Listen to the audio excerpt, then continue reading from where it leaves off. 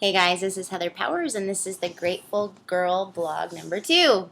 I'm really excited to be able to share some things with you today. On this journey in the last year, I'm finding one of the most amazing, unexpected gifts is that when you make certain discoveries, the gift that it is to be able to share it with other people. As things are healed and transformed in your life, you have this amazing opportunity to pass this gift on, and you empty your cup and it gets filled back up, and you get more healing and more revelation and more understanding and all these things, and you're growing in leaps and bounds. And it hurts. It hurts so bad. Sometimes it feels like you're just not going to make it through, but the theme of my life in the last year is increasingly becoming more authentic and transparent in my relationships and in my life in general. Being in a spot and learning how to walk in my own authenticity internally, that it becomes okay for myself to no longer necessarily be selves that I am with a certain group or another group, but that there's one self, there's one truth, there's one authentic way to be. Part of that is shedding the need for approval from other people. We're not always going to agree on stuff, and that's okay. We can still have community and relationship and love each other through those differences and not see each other as us and them. But I want to share with you a little bit about this past year. Um, when I first kind of started on this intentional journey of transformation, it became apparent to me very quickly that there were some things about myself that I needed to really look at, and that I needed to rethink about my own awareness of myself.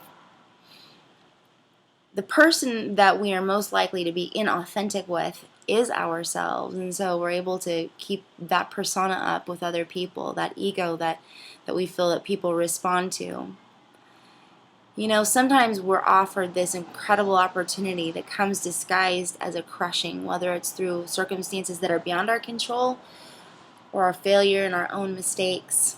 But often they give us an opportunity, as Father Richard Rohr talks about, falling upward, where you get this sense that things have come in alignment together in order for you to go on a journey deeper into yourself and understanding who you are and whose you are and how you are made and how you are wired, what you are wired to be and do, where you are flawed, where you are struggling.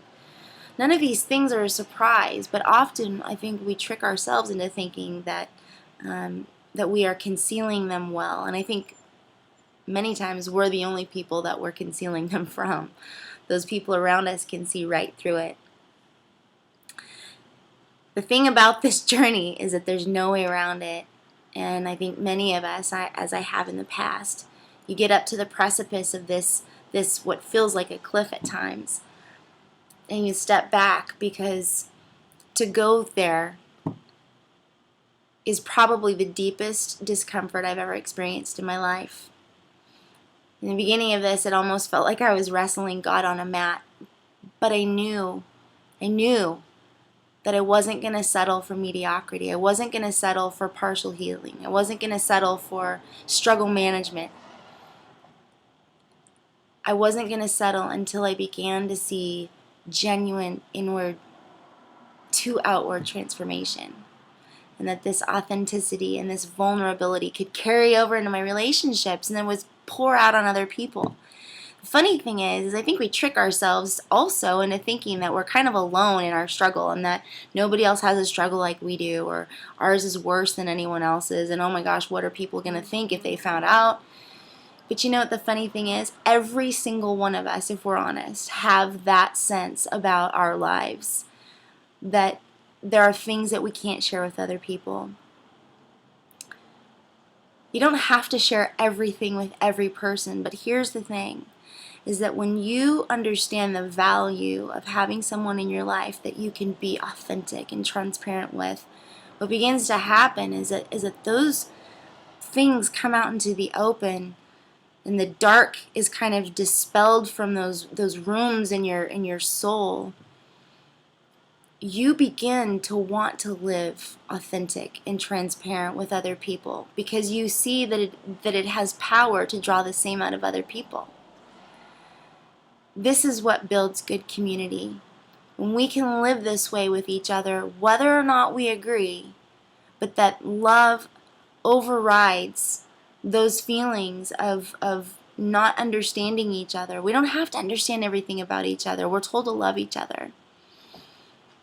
We can do that through authenticity and vulnerability with each other, and I think that goes a long way for a lot of different kinds of conversations that we need to have, whether they're political conversations, whether they're religious conversations. I think if we come to the table that way, we'd get pretty far. So this is Heather Powers, and I am a grateful girl, and I'm not going back.